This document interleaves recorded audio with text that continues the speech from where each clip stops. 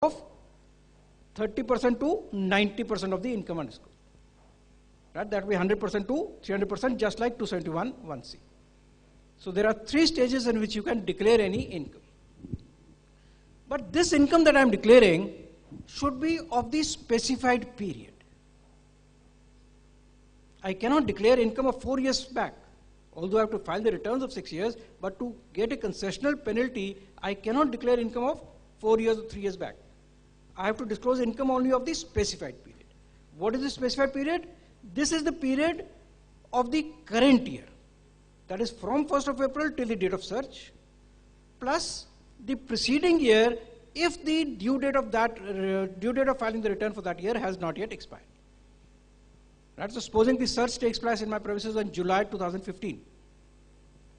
So in July, my time period for the last year return has also not expired. So whatever income I have earned during 14-15 plus from 1st of April till the date of search, that income I can disclose and get the benefit. During the course of search, what happens is that the search party will ask you to declare certain incomes which will not pertain to this income, this year. Right? There are some credit entries in your books of accounts which are 3 years beyond the period. Do you get any benefit if you disclose that? There is no benefit. So why should I disclose it? I in any case have to pay the penalty.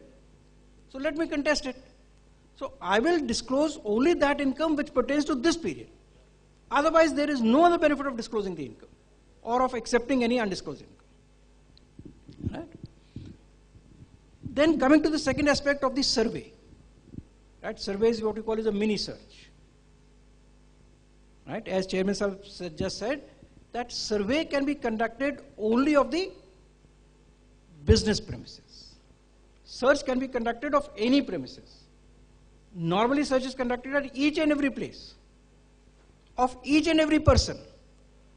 If I am conducting a search in case of a company, a huge company, a large company, even the premises of the directors are searched. Even premises of independent directors, sorry sir, even if you just said you are a director, independent director, even premises of independent directors can be searched. And they are normally searched. So whenever a search takes place, they will search each and every place that comes to their knowledge.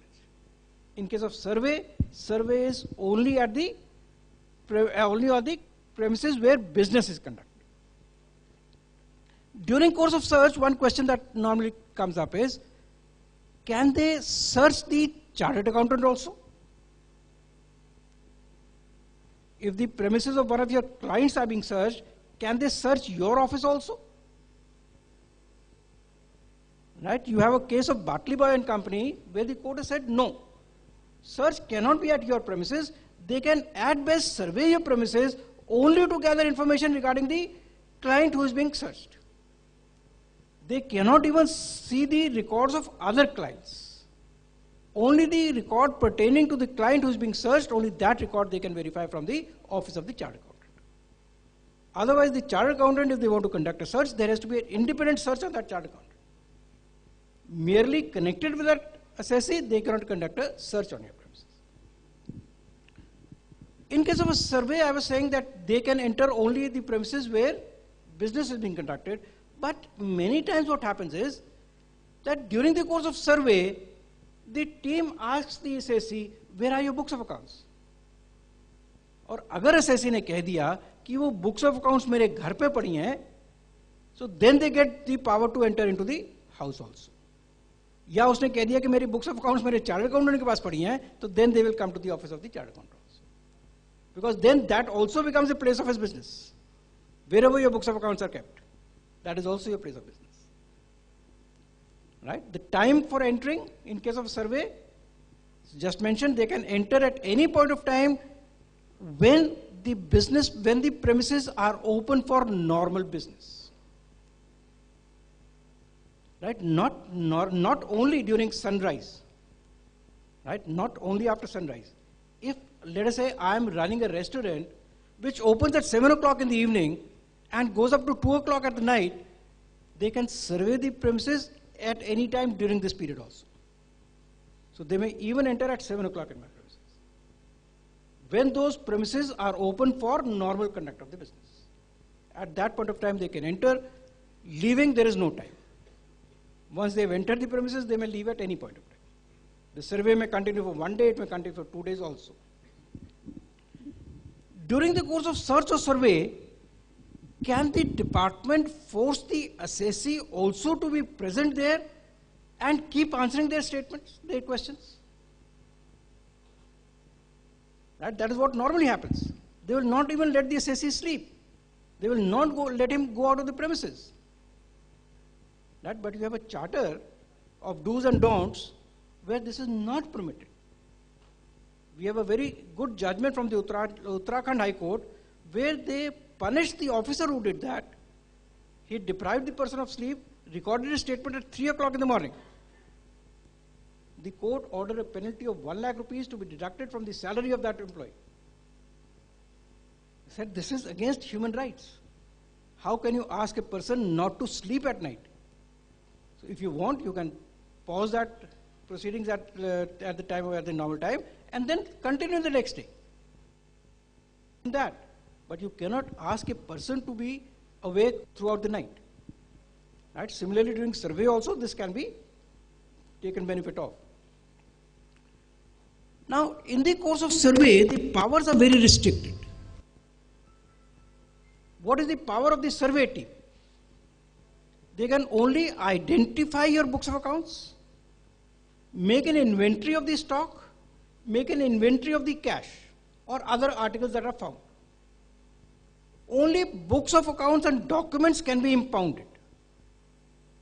They have no power to remove any cash or any article from the premises. Right? Only the books.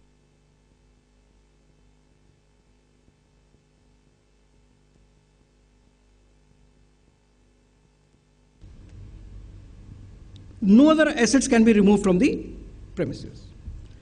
Now, under 133A subsection 3 also, a statement can be recorded, just like in case of 132.4.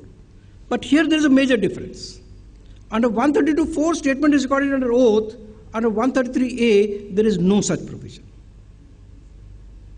So, statement can be recorded, but not under oath. Now comes the question, then what is the evidentiary value of the statement? Can the assessing officer make an addition in my income only on the basis of my statement? If he did not find any other document, any other material, then can he make an addition only on the basis of my statement? We have ample number of judgments which say no. Right? So only on the basis of my statement, no addition can be made. We come across so many cases where in his course of survey, the assessee declares an income, he declared 4 crore rupees. When he filed the return, he did not include it. The assessing officer says, you made a declaration, therefore this addition is made, but ultimately that will not survive.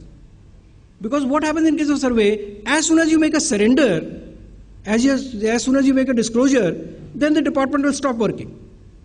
They will not make an inventory of the stock. They will not make inventory of the books of accounts. They will not prepare a trial balance. They say, surrender to ho hi gaya. We have taken a statement, that is sufficient. But ultimately, this will not survive. Right? And if you can show some circumstances, right? Recently, we were handling a case where there was a trader of hardware. His premises were surveyed, and the department coerced him into making a surrender of about 8 crore rupees. Once his surrender figure was arrived at, then they said you can make this disclosure anywhere that you want to. He said, I will surrender my stock. They made an inventory, of course it was a fictitious inventory of 8 crore rupees, iron, right, girders of so and so weight and sheets of so and so weight, etc. And there was they said that we found nails of about 50,000 kilos. अब 8 crore रुपए का stock बनाना तो कुछ तो करना ही पड़ेगा ना. So all this fictitious inventory was prepared. Then the assessee came to us. He says, मेरे साथ तो ये जाते हो गए and I did not want to surrender it. मेरे साथ तो जबरदस्ती करा लिया. So what can I do? Retract कर लो. So he retracted that. And in the assessment proceedings, we furnished evidence that the store of this person, where the survey was conducted, is not more than 500 square feet. Right? We prepared a plan of that from an approved valuer, from an approved architect, and submitted that. This is 500 square feet stockyard that he has. Where can this stock fit into? Right? And what equipment did you have to weigh this much of material? उसके दुकान पे तो एक तराजू होता है जिसमें 10 kilo का 5 किलो का वजन कर सकते हैं, तो उसमें आपने ये 400 टन वजन कैसे कर लिया? So that became a matter of a laughing stock, that how can you have so much inventory in a godown of this size? And of course the addition had to be deleted. This was proof that there was no such stock, it is fictitious. Right? So I can, at any point of time, I can retract this statement and not declare that in my return that I filed after the survey. In the case of survey, if I make a surrender, again that should pertain normally to the current year only. Because in case of survey, my earlier proceedings are not going to reopen. All that evidence that they gather, they will use either for this year or they will have to initiate proceedings under 148, etc. So if I have to make a surrender, I should make a surrender only of the current year, not of any preceding year. That will not save me any penalty, etc. So surrender, if I have to make during course of search, please ensure it is only for the current year. Otherwise there will be no purpose which is solved. Normal assessments will be made, no assessments under 153A, no 153C. In case of survey, only normal proceedings will be initiated. And therefore, normal penalty under 271(1)(c) will be attracted. In case of a search or in case of a survey, if I have to make a surrender, let us say in order to buy peace, I want to make a surrender. I am willing to pay the tax. Then the question arises, in what form should this surrender be made? Where should I make a surrender? Can I make a surrender of cash? If I have to surrender, let us say 5 crore rupees, can I say there are 3 crore rupees of cash lying in my account? Cash found in my premises? That would not be practical. Because wherever cash exceeding 10 lakh rupees is found, the department has strict instructions, they must impound that. Right? So I cannot make a surrender in cash. Can I make a surrender of the stock? Should I make a surrender of the stock? I must take care of my VAT liability. I must take care of my excise liability. If I am a manufacturer and I declare that there is 5 crore rupees of undeclared stock, then excise department will be after me, VAT authorities will be after me. So I cannot do that also. I have to be very careful in that. Can I make a surrender of fictitious debtors or creditors? Can I say that there are creditors appearing in my balance sheet which are in fact not payable, therefore this may be treated as my income? I can't do that. Right? I may be able to do that this liability is no longer payable, therefore it may be written off, treated as my income under 41. So that is acceptable. Similarly, in case of debtors, if there is no much problem, I can declare that. Or I can declare that in the form of my assets. I can show that I have invested in my building and the investment has not been fully disclosed, therefore I am willing to disclose that additional part. So in making a surrender also, I should be very careful as to what are the assets that I am declaring, so that only to save my proceedings or income tax, I am not caught under the other acts. Right? So these are some of the points that I wanted to bring to your notice, that in case of search and survey, where can we take a benefit and what precautions we should take. Any other questions that you have, you're welcome.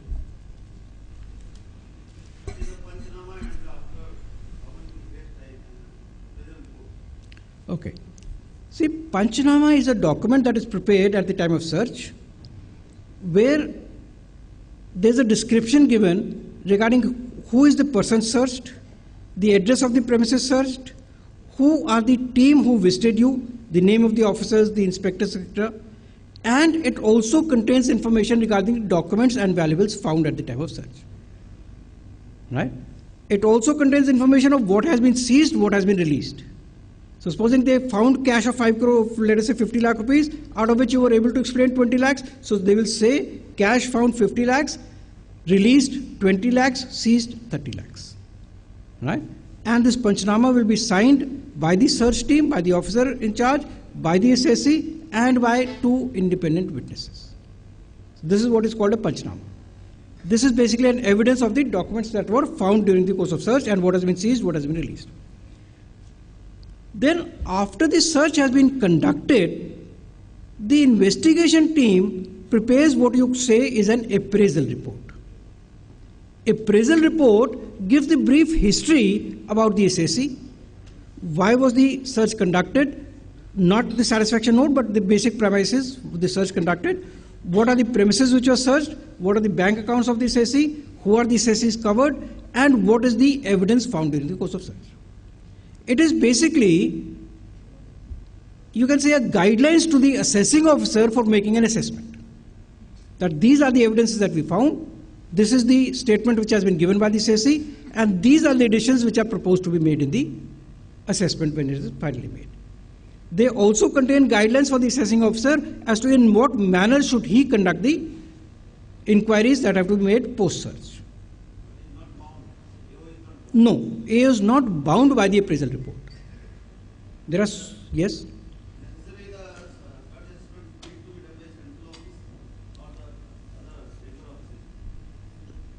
Statutorily, legally, there is no requirement that they have to be centralized. It is only for administrative convenience that they are centralized in one circle, which you call the central circle. Otherwise, the small cases of search, they can be handled even by the assistant commissioner or the deputy commissioner. Legal requirement is not there that all the cases have to be centralized. Right? But practically what happens is that whatever appraisal report is forwarded to the assessing officer, he considers that to be a Bible. हाँ वो उसको Bible मान के उसी के base पे assessment करता है. But if you have certain evidence which you can prove, which you can establish that the observations in the appraisal report are not correct, you will be able to get out of it. One case I was just discussing, we were handling a search of Somdat Builders, where there was a dispute regarding sale of a hotel premises at Kanpur. In Kanpur there is a very popular hotel by the name of Landmark Hotel. So that was owned by a company. This group had sold the shares of this company to another group, and some valuation reports were found which indicated that the value of this hotel should be much more than the stated consideration of the shares.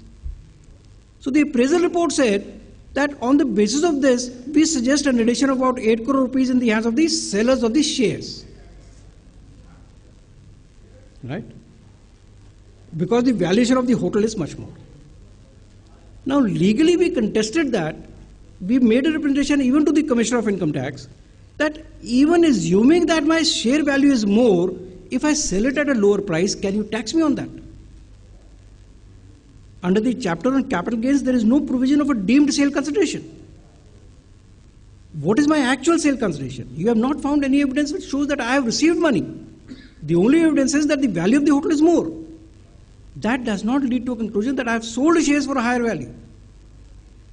So the commissioner again referred that property to the valuation cell. We got a favorable valuation on that, and on the basis of that, this addition proposed in the appraisal report was not made. So therefore, it is not necessary that it has to be followed in every case.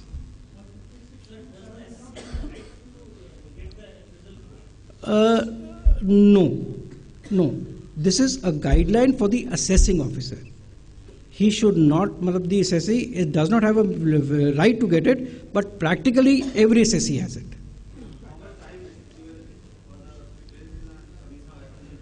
See, this again is an administrative matter. The time period is regarding the completion of the assessment.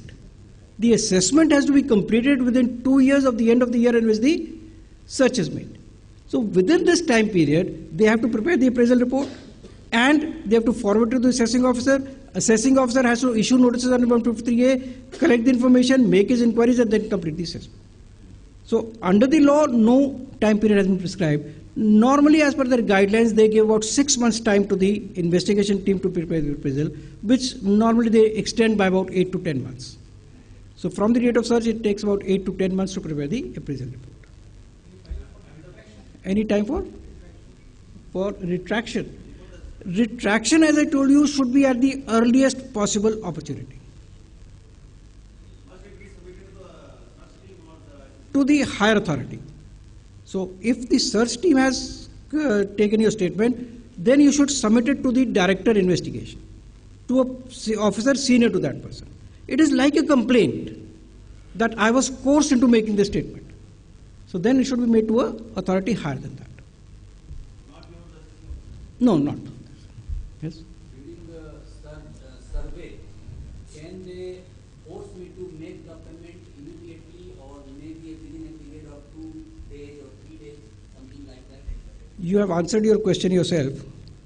They cannot legally ask you to do it, but they force you to do it. Right? So, mandatorily, you are not required to make any payment. Even if you disclose an income, you can pay it in installments as and when they fall due. But practically what happens, they will insist on taking the checks there and there. Nowadays of online payment, they sit on your computer and force you to make the payment online there and then. So these are in fact evidences in your favor that you were coerced into making the statement, you were coerced into making the payment.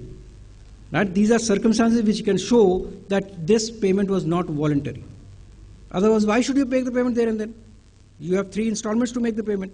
So you can make the payment as per your convenience. In order to avail 10% of the penalty, disclose of income, and you have to show the evidence and manner of that income. You have to substantiate the manner in which you earned that income. Manner and evidence also. No.